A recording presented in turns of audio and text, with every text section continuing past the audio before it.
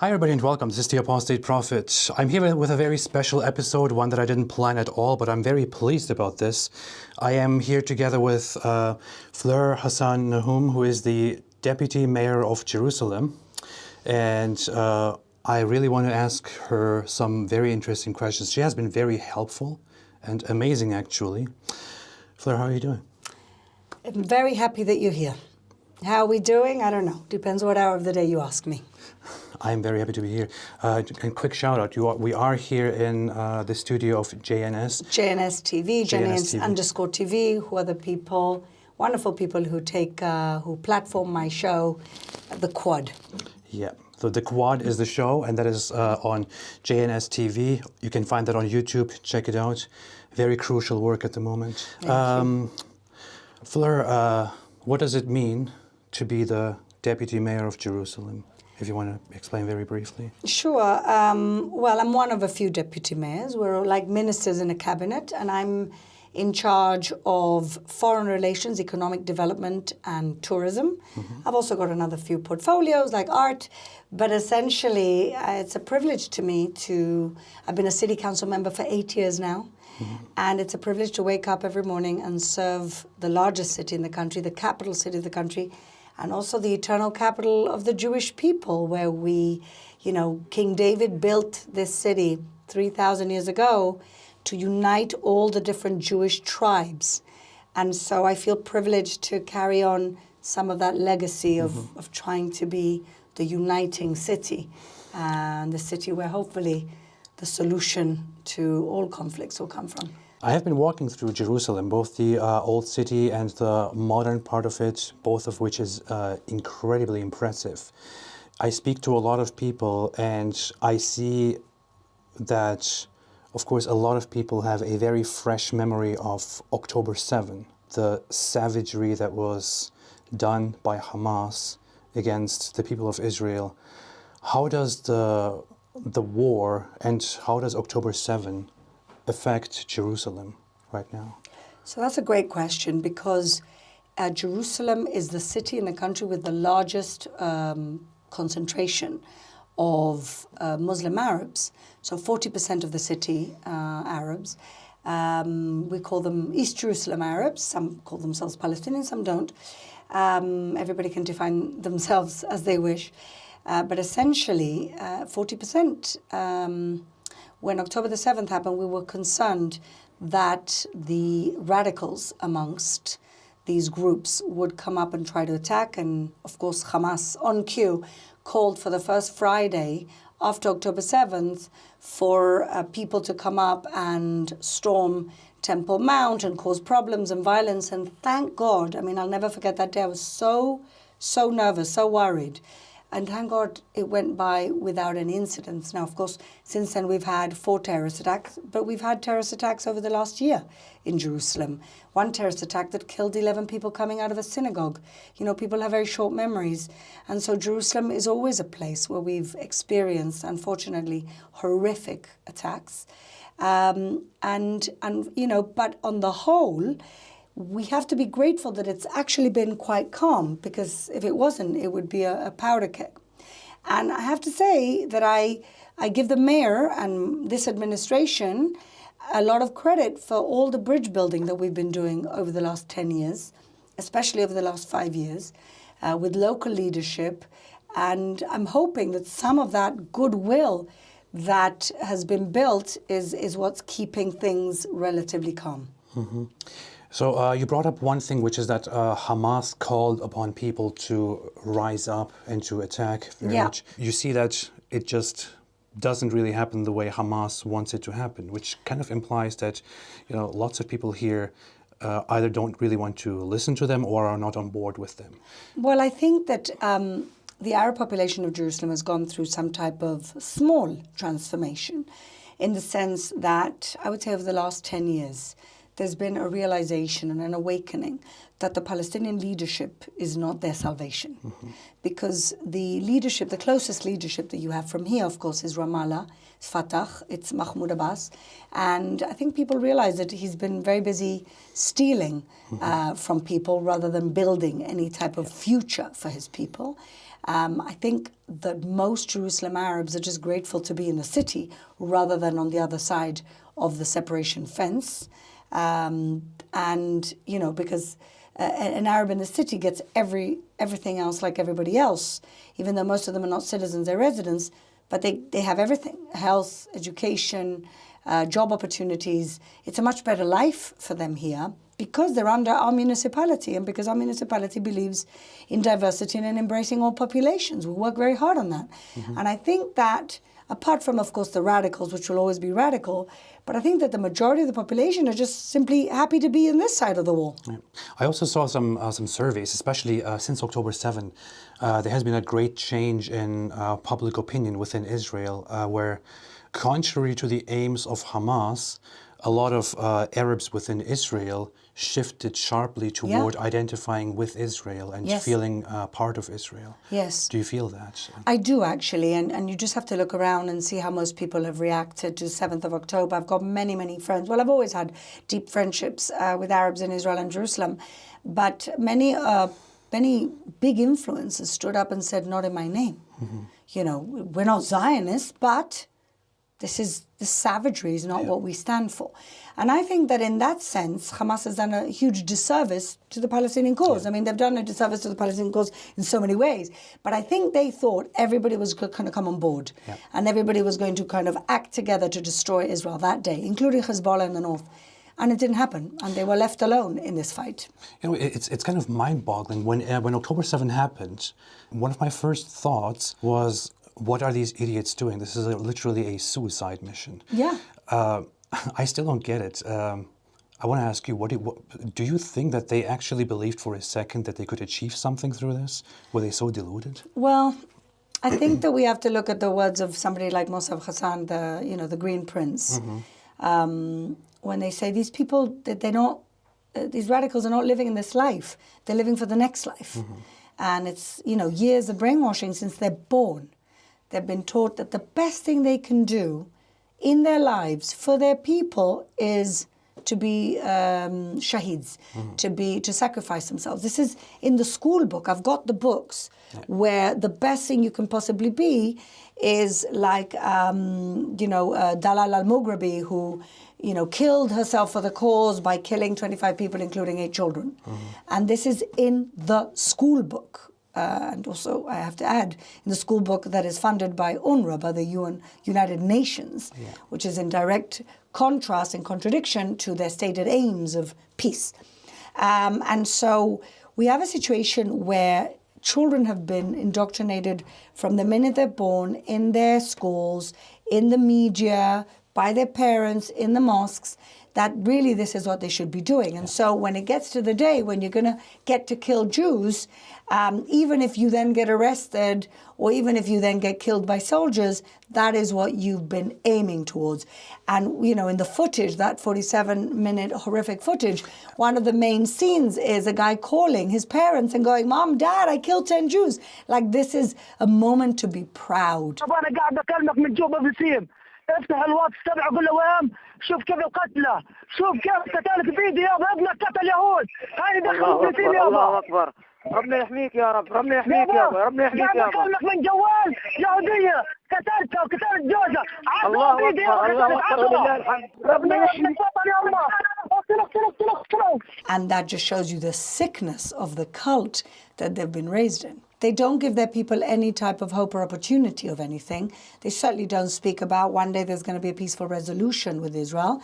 It's all about brainwashing their kids to believe that if we only hold on and pray and prepare ourselves for this big battle, one day we're going to kick them all out. And that's why when people talk about the two-state solution, the ridiculousness is not whether Israel's going to accept it or not. Israel's already tried a few times. It's whether these people, it's even in their lexicon, or whether the two-state solution for them is simply one step towards the complete elimination of Israel and all the Jews. And even when they do talk about two states, maybe the more moderate groups in Fatah, they talk about it as one step towards getting rid of the entire Israel. And that's, I think the West tries to see the Palestinian leadership through their prism, through their lenses. And they don't understand that it's got, one thing, it's like apples and oranges, as we say. Speaking of taking land and eliminating Israel, one of the most contested things about this whole region is Jerusalem, the very city that we are in and talking about. And there is always this desire to grab Jerusalem and make it part of this Arab state, or at least for now, to take East Jerusalem and make it part of this state and make it the capital. Obviously, none of that is possible. Well, I would say that 95% of the Arabs in East Jerusalem would not want it to be possible either. You think that? So you think they are more satisfied here than they would be under such a... Well, they know what's happening on the other side. The conflict is actually very profitable to a lot of people. People don't talk about the money side of the conflict. And the money side of the conflict is that the leaders, both of Hamas and Fatah, have become multi-billionaires as a result of the conflict, because they're not good leaders, benevolent leaders who want to, they want to develop their people, prosperity for all. They're not MBZ. They are leaders who abuse the conflict and make themselves wealthier. Mahmoud Abbas and his proxies and his friends and his sons are multi-billionaires. A friend of mine was in Ramallah a few weeks ago. He says he's never seen so many Maseratis in one place. We also have footage of Gaza before the war, and it's it's people think open air prison. It was a country club, but only if you're part of Hamas. So you have to be part of the institution of Hamas to profit from it, and that's why 60% of people were part of Hamas, because it was profitable to be part of Hamas. You get the favors, you get the money, you get the jobs. And that's a really important side of the conflict that people don't understand. It's the ideology, but the ideology is fed by the prosperity of the corruption of the leaders. There was an interview from just a few months ago where the Hamas leadership is asked why they haven't, for example, built shelters for the population, and the spokesperson says, "Well, we aren't responsible for that. We are, we make sure to build tunnels for ourselves so we can fight the occupation." Exactly. What occupation? We left in 2005, and they had the opportunity. They could have built the beautiful piece of land that was Gaza. They could have built Dubai. They could have built Marbella, which is near where I come from, the Costa del Sol in Spain. And what did they build? They built Afghanistan, Beirut. And that really is, I think what you understand, but I think what a lot of people don't understand is that we are facing a big civilizational clash here. And just like the world in the 1930s faced Hitler, who wanted the world to look very differently with his fascist Aryan mentality and philosophy, the Islamists, who are mainly sponsored by Iran, are also dreaming of this world where they will build a caliphate across the world. We're only the beginning. This is what I keep telling people. We're the first stop on this tour of turning the whole world and killing all the infidels and turning the whole world into a jihadi caliphate. And what people don't realize is that this is happening here now, but it's going to happen everywhere else if we don't stop it. The world stopped Hitler. But if we would have tried to stop Hitler a little bit earlier, maybe so many innocent lives wouldn't have been lost. And at the moment, the way that Chamberlain was quite happy to sacrifice Czechoslovakia and just give it like a piece of meat to a lion to Hitler, the world is doing the same thing with Israel when they don't realize that the lion is not going to stop here. It's going to keep going, and the predator keeps going. And you know who do realize? The moderate Muslim Arab countries. Saudi realize it. The UAE realize it. Bahrain realizes it because they've stopped their fundamentalists.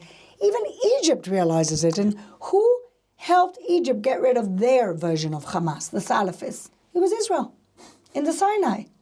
ISIS was there. We helped them get rid of them. So we're helping everybody else, and who is tall enough to help us? Of course, we have our Western allies, but I don't think people understand that the real problem here is that mentality, that philosophy that has found fertile ground in the Palestinian cause, But it's not even about the Palestinian cause. The Palestinian cause simply plays well on the jihadi Muslim street. And what people don't actually realize is that the Shia Iranians, who are not even Arabs, are using the Arabs as a sacrificial lamb to their big, wider, sinister plot to rule the world. And that's why Saudi realizes it, because they're now moderate Sunni countries who don't want this Shia homogeny. Hamas made it very clear, right? They made it very clear that they want to build a caliphate once they are done with the Jews here, and from here they want to spread it. So of course, but we see the spread. People should realize it's like Israel is a forefront here, and even in their view, even in the view of Hamas, if Israel falls, that is the first step to establishing the caliphate and attacking the rest of the world. لنتطلع إلى أمرين مهمين نحن قاب قوسين أو أدنى منهما. أولا هو تنظيف فلسطين من دنس اليهود واستئصالهم بإذن الله. أما الأمر الثاني وهو إقامة الخلافة بعد أن تتعافى الأمة من سرطانها وهو اليهود بإذن الله سبحانه وتعالى. I think the Jews are always the sign that's coming. People call it the canary in the mine, right? So in the 1930s, when they started with all these anti-Jewish laws in Germany, I mean, you think, didn't people realize? But they didn't. Yeah. Because the Jew is always the convenient scapegoat. Yeah. Always. Throughout history. And we're just simply seeing it again. We didn't think we'd see it. But there's a difference now. The difference today is that we have a country. We have an army. We have allies. And Jewish blood today has a price. And that's what we're seeing. They can't do anything they want anymore, and that is just... They did bad enough things on October 7th, unfortunately, and if we would have let them, they would have continued throughout the whole country. Their intention was a genocide. Yes, it was. They were just stopped. So they did as much as they could possibly do. That's what they did. They did as much as they could possibly do until they were stopped. If they hadn't been stopped, if people wanted Israel the way that they do now, people want Israel to roll over and lose this war. Do you feel in Jerusalem, in this historic, beautiful city, which is amazing, by the way? I mean, this is real leadership. Do you feel a tension between the religious groups? Is it there? Do you mean between Muslims and Jews? Yeah. You know, when you say religious groups, there's a tension between secular Jews and ultra-Orthodox Jews in the city, which is what I'm dealing with most of the time. Look, I will say that there's always some type of religious tension here, but for the most part, really, we live and work together, share the same malls, and you walk down the street here. Do you feel tensions? I don't. I walk around, I go to different Arab neighborhoods and people are like, aren't you scared? No. You know what's so funny to me? I lived in Turkey, and Turkey has a Kurdish population that Turkey has been having a huge conflict with. Yeah, and you can never imagine in Turkey Kurdish on boards on state buildings and things like that anywhere. I came here to Israel, to Jerusalem, but also to the rest of Israel, and I see Hebrew, Arabic, English. And English, Hebrew, everywhere. Arabic, English. Every street Arabic, sign, English. every bus stop. Those are the three languages that are shown in this country, the public languages of this country. And I think that there's no replacement for coming and seeing for yourself. Because, I mean, I'll tell you a funny story. I received a group once of South Africans, also black, also white, members of parliament from South Africa. They spent a week looking for apartheid. They couldn't find it. They couldn't recognize it to what they thought apartheid was. They saw people walking around in the street, in the buses, in the trains, in the parks, in the cafes, in the malls, and they're like, what's going on here? I thought it was apartheid. And then, quite funnily, they went to Ramallah to visit supposedly a refugee camp. There's no such thing as refugee camps. It's basically just, crowded neighborhoods. I think most modern cities, you could say that every neighborhood is a refugee camp. It's just crowded neighborhoods with buildings. So they went to see this refugee camp, and they said to them, the head of the refugee camp is coming now to explain to us what's going on here. And he shows up in a Porsche. And then they go to visit politicians in Ramallah, and they shake the hands of the white South Africans, but they won't shake the hands of the black South Africans. And so they realized that, in fact, Israel is an inclusive, diverse country that accepts and loves everyone. And in fact, it was the Palestinians, especially the leadership, who were the real racists. And I think that only when you come to Israel do you realize that everything you thought you knew is turned on its head. I was always told that Israel is just hunting and killing Arabs and Muslims. Oh, please.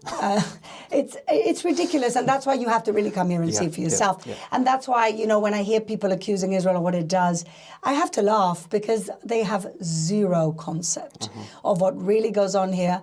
You look at the police force in Jerusalem. You know how many Arabs in the police force in Jerusalem? I see it. The Arabs in the police force. Yeah. You know, when you think of the police, you think of this, what they've told you is this Jewish oppressor. There's so many Arabs in the police force because they love being in the police force. It's very interesting. It is interesting, and I think that Israel is unfairly maligned, and it's maligned for political and fundamentalist reasons. And when people actually show up here, I'm not saying we don't have political problems, of course we do, but it's got nothing to do with, it's got nothing to do with any of Israel's policies. If Hamas or if the jihadis put down their weapons tomorrow, there would be peace. If we put down our weapons, there would be a Jewish genocide. Exactly. Dear Fleur Hassan-Nahoum. Thank you. Why is an obviously white Western person like you in charge of... I love it when they call me British colonial settler. Hassan, that's a real colonizer's name. Hassan. Very, very briefly, people have this stupid perception that Israelis are just a bunch of European white people who came here and took over. Yeah. Obviously, this is not true in your case, and Well, in my the case of many others. mother's Moroccan, and when my sister and I did our DNA, I'm actually partly Middle Eastern as well, Spanish Moroccan. I've got a little bit of different things, but listen, Jews are from Judea. This is where the very definition of an indigenous nation is where a people were created. The Jewish people were created here. This is the land of our forefathers. You can go and visit the graves. It's also the land of, the forefathers of Islam, Abraham, Isaac, Jacob, and our foremothers. And so this is where we're from. This is where we're created. We have always been ready to share this land. 20% of our citizens are Arab citizens, Muslim citizens. We have a small percentage of Arab Christians. The question and the root of the conflict is not that there isn't a Palestinian state. The root of the conflict is that there's a Jewish state and that the Palestinian leadership have never accepted that we're here. The minute they accept we're here, the next day we have peace. That's simple as that. Thank you so much. This was a great pleasure. Thank you. Thanks everyone for watching, for listening, and I will see you next time.